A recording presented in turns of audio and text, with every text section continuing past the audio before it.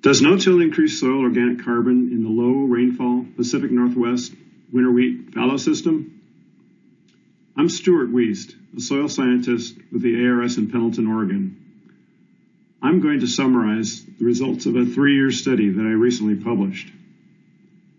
Soil carbon is important for soil quality and productivity.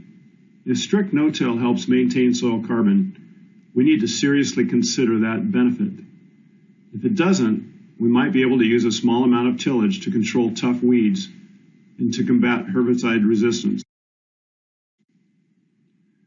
We conducted an intensive soil sampling campaign in 3 long-term cropping system experiments at Echo, Oregon, Morrow, Oregon, and Richville, Washington.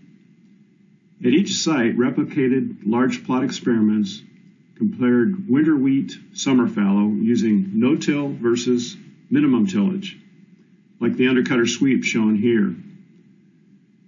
The experiment at Echo, Oregon had been in place for 12 years.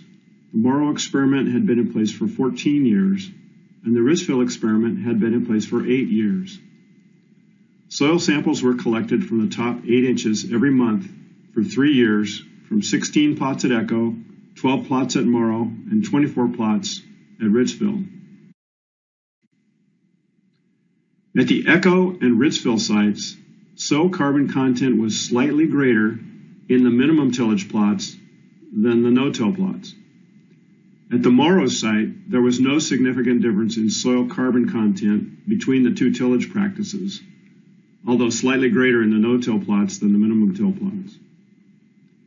Overall, the data indicate a relative 2.5% greater soil carbon in minimum tillage plots than no-till plots.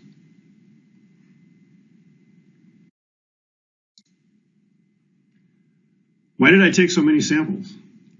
Because I have been looking at data that shows a big difference in soil carbon from one sample date to another. In statistical speak, CVs are 8 to 12%.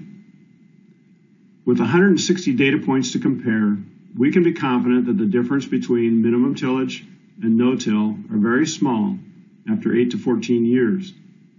Unsurprisingly, the results don't favor no-till.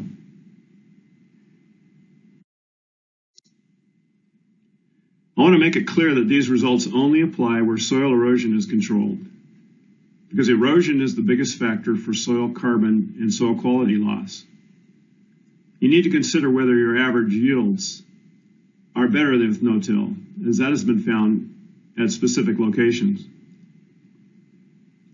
These results indicate that minimal, non-inversion tillage can be used to aid in weed control or stand establishment in low precipitation areas without significant consequences to soil carbon. If you have questions or comments, or are interested in learning more about the standard deviations and other statistical issues when sampling for soil carbon, contact me or ask me for a copy of this paper. Thanks for your interest.